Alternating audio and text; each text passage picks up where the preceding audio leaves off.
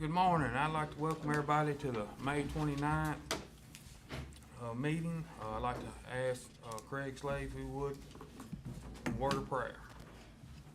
Let's pray. Lord God, thank you for the day that you've given us today and the opportunity that we have to come and to serve. I pray, Father, that our service today would be first in keeping with your will, Father, to be pleasing to you.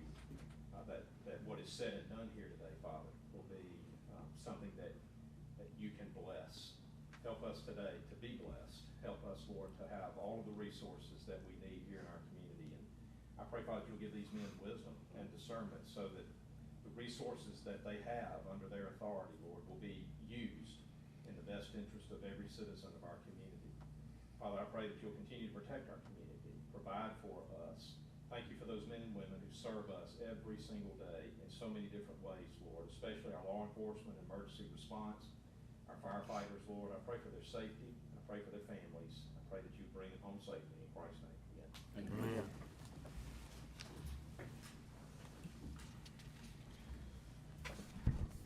All right, got approvals of the May 1st meeting.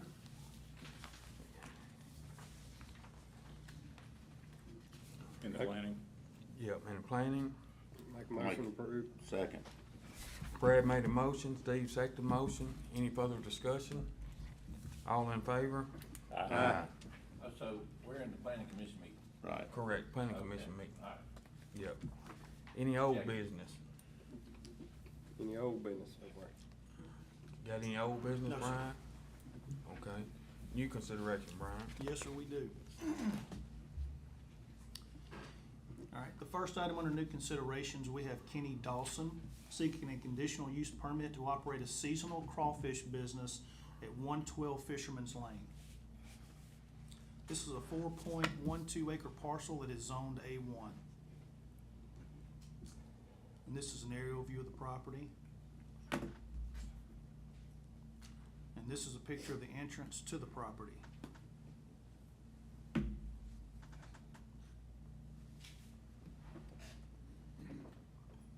What district is that? District one. District 1. If you cross that road, you were looking at where that truck is, Simpson County. That's the bridge that we seen. That's Montier Bridge, Yeah. just for y'all's information. Yep, I'm good. All right, next up, we have Bobby Elmore Tracks LLC. They're seeking a conditional use permit to mine 74.39 acres on Highway 25. They were approved through a conditional use permit on February 3rd to mine 4 acres through a 4-acre exempt operation with MDEQ. Ingress and egress will be the same as approved in February. And this is a picture of the property from the ingress egress location.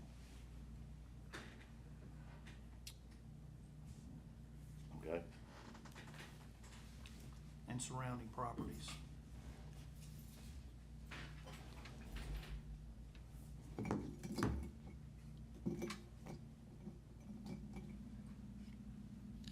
good with that one? Yes. Okay. All right, next up, we have Traymon and Lisa Davis. They are seeking a conditional use permit to place a 2025 28 by 76 manufactured home on Bill Bank Street. This is in an A flood zone. The Davises own 15 lots that are a combined 3.58 acres. The property is zoned RMX. This is an aerial view of the property, or their properties. The A flood zone is considered a special flood hazard area without a base flood elevation determined. A flood study and a flood elevation certificate will be required to determine the base flood elevation and the finished floor elevation to show the structure is at least 24 inches of above base flood elevation. And this is they're proposing their mobile home in the driveway off Bill Banks. And this is a photo of the new manufactured home. Here's a picture of the property.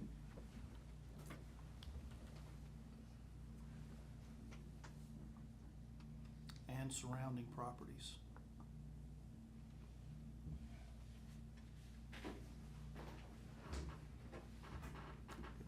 Brian, can you go go back to show the lots Yes, sir. that are in there, I wanted to address something with the board that is unique about this area. Further back. Guys, you'll see there a series of these small Robin Hood lots. They were all platted out. They are part of a plat that is on file with record. You also see, occasionally, you'll see what appears to be public streets on the plat, but they don't have a name associated with it, and there's no evidence at all that the street was ever constructed by the developer. So we see this regularly and routinely out at Robin Hood in particular, okay? And I wanted to clarify for you guys, what that reflects and where it becomes a real challenge is that the lots themselves have a legal description associated with them, so that when people purchase these lots, whether they buy them from the Secretary of State because they've been struck off and went to the Secretary of State because nobody was paying the taxes on them, there's a lot of lots out there that are like that. When they inherit or acquire ownership, they're not acquiring ownership of anything that's outside of the lot legal description boundary. They don't acquire ownership of what was supposed to have been a street but was never constructed. Is there an That's not part easement of or? it. No, sir. No, there's no easement? They don't get an easement, they don't get anything.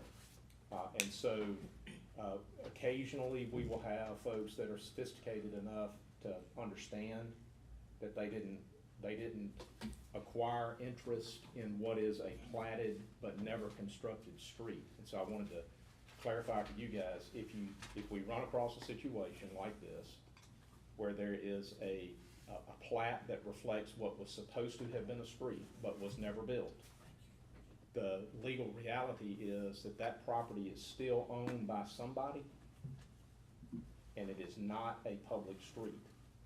The county never accepted it for maintenance. How could we? It was never constructed. We never had an opportunity to evaluate whether it meets our standards. It's not been maintained because there's no street there. So it doesn't belong to the county. It doesn't belong to the lot owner. So who does it belong to? Probably the original developer of the subdivision. It's when the original developer bought the property before a plat was impressed, they bought all of it. So the underlying ownership would probably be the developer of the subdivision. Whoever developed Robin Hood, and I think they did that through a corporate entity, so technically the corporate entity that is defunct is the title owner of the property. So how do you resolve that?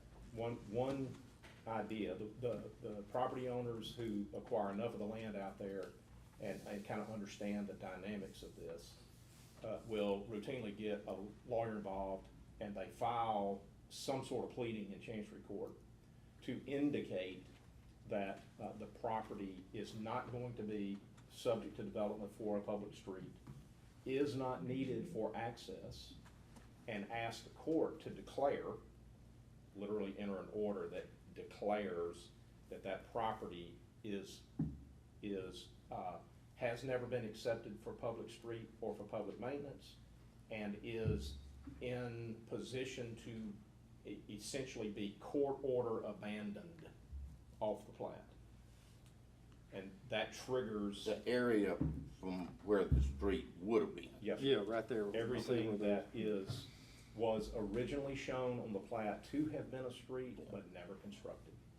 And so by operation of Mississippi law, once the court enters that order, what happens is that portion that should have been a street and street right of way, you split it right down the middle, and you hand it off to all of the lots that are adjacent. Half goes this direction, half goes this direction.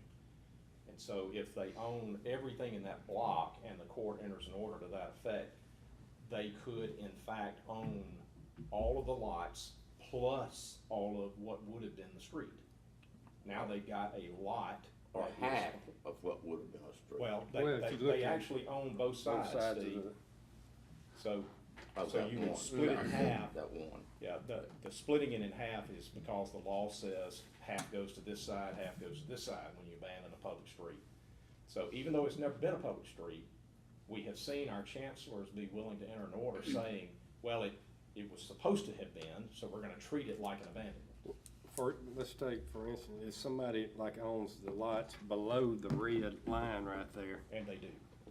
and they do, and the court puts in an order abandoning that portion that is being purchased or where the mobile home's gonna go, how are they gonna access? The point is this, it's not up to the county to go to Chancery Court and ask for any help. So It's up each to the one of property these owners. that come in are gonna have to take it individual. They don't have to, Steve. They don't have to, yeah. They don't have to, but they may inherit for themselves some difficulties. If a title abstractor comes in and says, Yeah, oh, that's supposed to have been a street there. I mean, if you go for a mortgage, Yep, you got a lender You got a problem. that may look at that and say, we're not sure about that access. So is So there a you do- road there now? Well, you Or have Bank it's Street. platted? On this particular one, I just wanted to Okay. identify an issue for you guys that we commonly face. Well, there's Robin. plenty lots there available on the right side that is suitable to put the manufactured home on, correct, Brian? when we're, Yes, they're putting them Yes, sir, right that's there. Yeah, what they're doing. that's what they're Off doing. Middle Banks on that side. That's the street that's not, Identified. that's not identified. I wish we could see it farther up, but if you'll look, there's been, at least one surveyor has assumed that that's not a public street. You see how he did his survey? I see Right. that up He's at the got it top. up halfway, Yeah. you see that? Yeah. Right. So a surveyor looked at this and said, well, that's not a public street, so I'm gonna show or reflect the survey out to half of the street. Right, so that goes to that lot. That's not legal, that's not judicially determined, that's not satisfactory to establish good title. It's just a surveyor being up to speed on what's going on here and reflecting it on a survey. So y'all can take that up to Tim Parker. what, I see a lot of lots. Surveyors, A lot of them's What quarter size? acre. What size? Agreed. Quarter acre Why lot. do they put sewer systems? They don't. That's why it never got developed out, because it was, at one time, back when all of this development was going, they were anticipating a sewer Public. system, public Yep. sewer system. Oh, Yeah. Lord. Steve, you gotta have probably, what, 5 lots? Yeah. About 5 lots is what it takes now. So these folks are doing what they need to do to make sure they have Enough of them. adequate property. Yeah. And, you know, if they're paying cash for everything, ain't no lender Yep. involved, and nobody cares about that. I just want to point it out to you guys. Access to these parcels is gonna be by way of an existing public street, which is called Bank Street. No big deal. But you can see the challenges that we have faced and will continue to face. You've now got property owners who are beyond that corner. Brian, what's the street that's to the north? Lionel? Lionel. You see where it makes that corner, that 90-degree turn? Yep. You now have parcels that are farther south, beyond this particular parcel that you're looking at, that do not have access from Lionel and do not have access from Banks. Yeah. Unless They buy those. that they have property that fronts on Banks. Yeah. So I don't know how to address that. I'm pointing out to you, we may get requests later that say, hey, we need an address, and we find out from further evaluation, they don't have access to a public street. All of those on the left, there's no way you can do, it's not enough room, that somebody's gonna have to buy Have to buy those on the on left the side and the of the road. right Yeah. below. So what are people doing south of that or whatever, the bottom of it? Nothing, it's not being Can developed, I I mean, exit no out homes and down allow to large Is it what? out? It's not even homes, No home. But they are owned by somebody. yeah. Or maybe the A same. lot of people just buy them. A lot of them might be owned by the state. Because they had to pay taxes and get them and don't really know what they have. It's not an issue until somebody needs an address. Right. Then it's an issue. Yeah. So I want you guys to be educated on what we're dealing with from, This was ancient done history. in like the early 80s. no, sir, this was done in the 70s? 50s, Oh. 60s maybe. Oh, I'm not exactly sure when Robin Hood began life, maybe the 60s? I think it was, Yeah. okay. Davis is, because the original, where the houses were established, you know, they had super there. So in the sixties, Mark, were you on the board of supervisors? No, but I ran the dozer that did, that particular street, that's when that 90-degree turn looked so good. Yeah. It was a small dozer, but I ran it. I got you. Hey, one of these kind? It had a pretty straight engine on it. Are any of the Davises here that's doing this, purchasing this? No, this is Davis. Well, this is who's asking for the conditional use is a Davis. Well, I know. I'm asking for conditional use, but it doesn't relate to anything. Okay. All right. So, My name's Davis. A lot of Davis in the day. all right. The only other thing I'll say is that they acquired enough property there. How many total acres is it, Brian? Let's say 3.58, Yes. 3.58. Okay. Yes, you know, is this conditional? Is this gonna be a conditional use? For the- Yeah. One condition could be no further subdividing. There may be enough property there at 3.5 for them to be able to split that property and get another dwelling unit on it. And so you may wanna consider, effectively saying no further subdividing once this unit goes in place. Just something for y'all to consider. It's not appropriate for us to talk about that Yeah, I in mean- detail. That'll be at the conditional use hearing, which you'll set in your next section here. You know, June the 16th. Yes. Okay.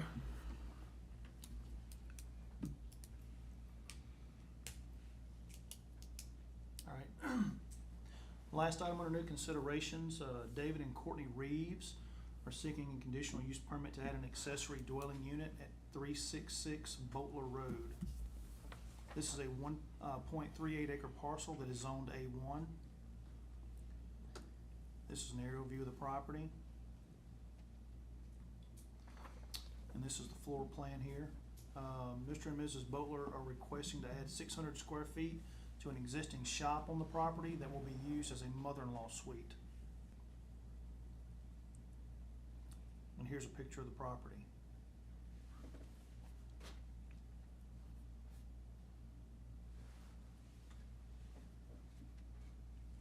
And surrounding properties.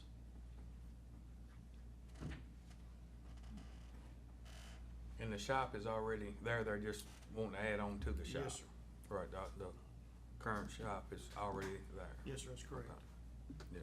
Just as a curiosity, does that require some type of fire-rated wall of some kind? Yes, when we get into that, we will make sure that they have a fire separation there. Right, okay. Yes, sir. All right, I'm good with it. Fire chief. Yep. It's kind of like a house and a garage. We'll make sure that the Right. separation is up to code. All right. It's time to set those. They're all at No. the same time? The first one is No, the second. they're not.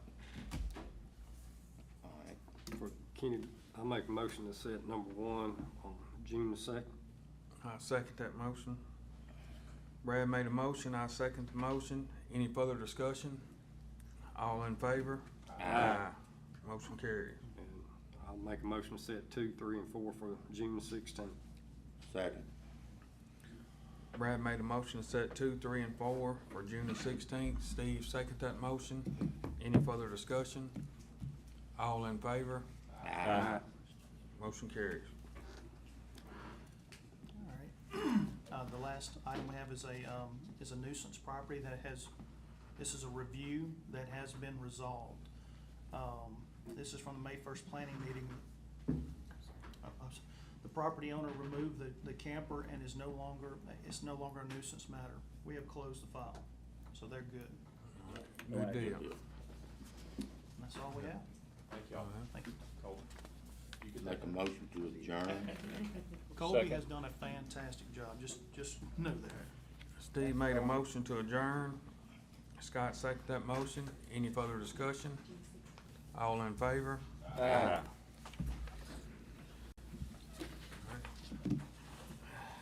To adjourn the plan. We adjourn the planning, now we have a motion to go, to the board meeting. I'm gonna call it to order. And first we have public comments. Joe Davis. I hope this is short. My son owns a mobile home that's on my property, and he wants to move it. He has since married and, moved into the house with his wife, where they've been for about 15 years. Mine, is a conditional use permit is what I need on a mobile home. The one thing that's a problem is the age of the mobile home. It's in great condition. How old is the mobile home? Mr. It's Gray? close to 30 years old, plus or minus. And they're wanting to move out of the house into a mobile, that mobile No, home? no, no. My son moved it next to my house. He and his wife divorced about a year after they married. Then it moved on to my house, next door to my house, which has been there for the whole time. Well, my house wasn't there then, but I built right next door. The mobile home is in good condition. It's been in his possession. It was moved the one time. And, they went and applied and maybe I'm following the wrong procedure, but I'm doing all I know how to do. Right.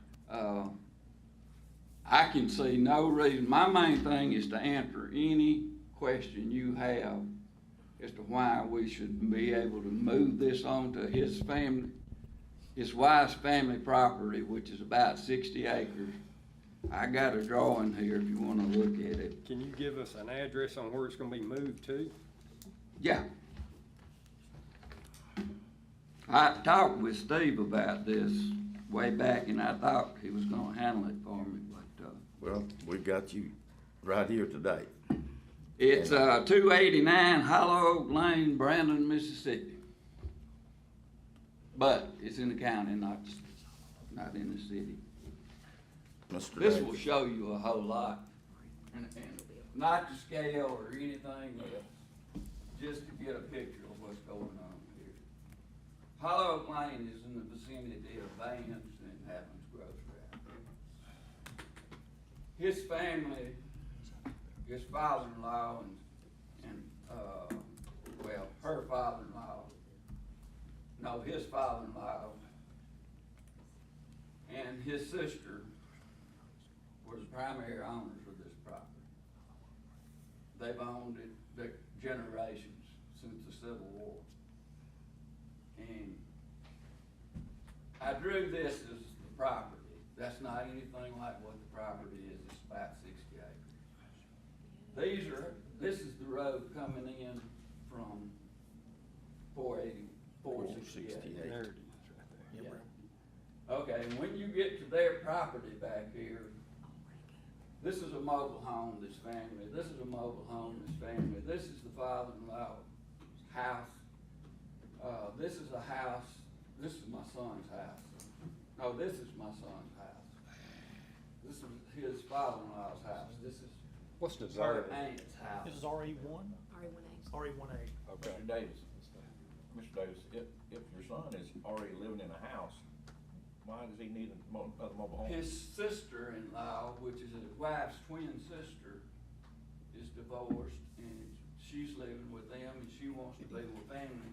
She owns 2 acres right there, which was given by the family, or it's on that family property. Right.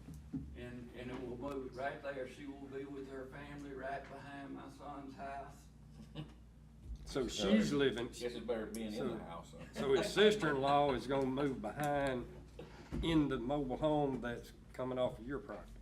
Yes. Well, his son's property, but when we talked, I had feeling, this is one of those exceptions. And I told Mr. Davis that the area that's going is not my district. I don't have final approval. The way I understand it, where this mobile home is gonna be set up is on family ground. You can't see it from anywhere, outside of the family property. Right. And I'm not the supervisor that can give you those. I understand that, but you're my I- supervisor, Yes, so and. to me, this and- is a simple matter. I'm- You should have been able to, Well, you are at a good time right now, because we do not have, and a 30-year-old plus generally is not in good shape. This one, I assume is. well, if we do not move it, which we're gonna do, Yeah, my next door neighbor lives in a $500,000 house, 100 feet from me. He wants to rent it for his daughter, Yeah. who's finishing college. He and his wife came over this week and looked at it. Of course, he knows all this. And she walked in and she said, "Wow, this is nice. yeah, This would be perfect." well, I mean, Will you somebody's been in it. I Mr. mean, Davis, will it's you next give to our me. building department an opportunity to go in and inspect it before it gets moved? And make I sure it's will, structural but there's sound? gonna be some improvements made once it's moved. Well, I mean, we need to know if it's structural sound, that it can be moved off the place, because we've had mobile homes had one break in half. break in half on the road and get left. Well, that was the property owner's problem with it. No, because When it's in the right of way. it's in our right of way. Hey, look, I'm okay with that, Okay. but, you don't know how far I have come to get to this point. The visits, the calls, provide me a procedure. Reach out to our And building this department. is a win-win for We- everybody concerned. We're trying to do this, sir. You don't have to, we're trying to do it. Okay, If we can get, if you'll let these guys go in there and inspect it, they're not gonna go in there and try to cut it apart. They're gonna, okay. It needs some work. I mean, but let's just inspect it, Okay. let them do their job. That's all I'm And I'll asking. vote to move it, if they say it's sound enough to move. What about the rest? Well, can we get a verdict back from them on telling us if it's sound to move, and then we'll go from there? And if it's sound to move, we'll move, Sir, get it moved. I'm okay with that. But do you understand how far I've had to come? I've got 50 phone calls in this. You have one with me. One with you, And one with me. and your nice ladies out front, they're great bulldogs for you. Good, thank you. All I couldn't even get a procedure. It's Normally against your people rule. don't come to, We were in a very tough time in the last month, I understand that. Look, I was a mayor I know. and I dealt with these same issues. And I was on the board and mayor for 10 years. Yes, sir. And I understand where you're coming from, but this in no way is a negative for anybody. Yeah, I understand. And I believe that, everybody's on board, with you being able to do what you want to do, as long as it's a, not a Would y'all safety submit to issue. me what you require? Yeah, we'll take a look at the structure and make sure if it's able to be moved, then we'll discuss that afterwards. I just wanna make sure it's structurally sound. You will discuss it afterwards, but if it's structurally sound, That'll be their decision. We're not gonna. so I gotta take another step. You've made this just as hard as you possibly can. no, No, I don't mean to get ugly. no, with you. we're not, we try to make it as easy on you as we can. Sir, you don't understand what I've been through nobody will give me the procedures. Now, I understand I got it now, but look what I had to do to get here. Well, I told you what we needed to do to get it done. Did you ever call me back and say, this is what we need to do? I told you on the phone what we need to do. I Okay, told tell me you, what you told me on the phone. I said, I don't have a problem with you moving it. It's not my district that it's going to.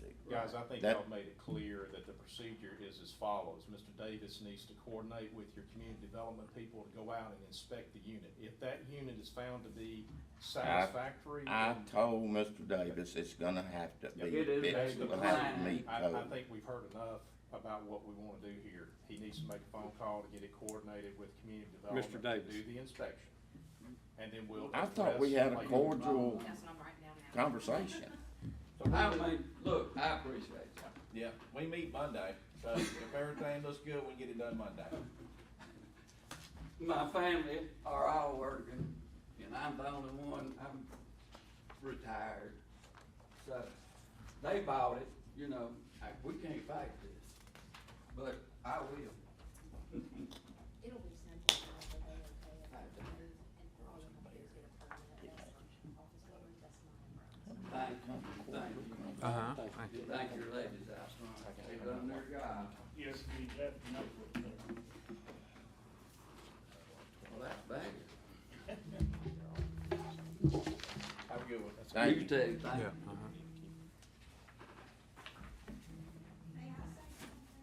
Yes, ma'am, come on up. This is my wife. I don't know that it was pointed out, but where the trailer is now, mobile home, is on Highway 80. It's very visible. Numerous people see it every day, Hundreds. hundreds. You're Highway hurting 80 is yourself.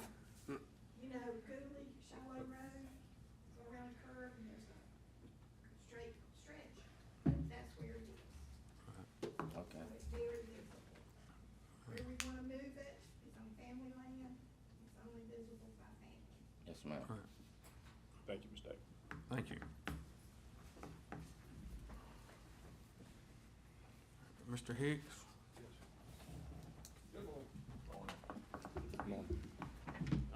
Just due to time constraints, we put this on today's agenda instead of waiting till Monday. We're asking for approval of the following copier contracts so we can get those moving. I make a motion to approve, 1 through 6. item 6A. 6. Oh, A, 1 through 6. Are you talking about all I made a 6 motion of to them? approve item 6A. I second the motion. Jay Okay. made a motion, I second the motion. So you. Any One further through discussion?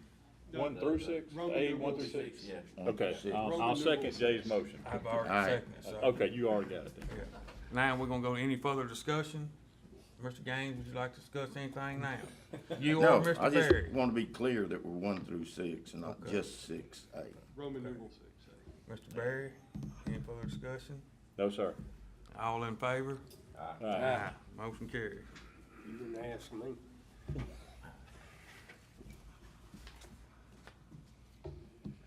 Okay. Is that all that you have, Mr. Yes, Hicks? I'll have questions for Monday.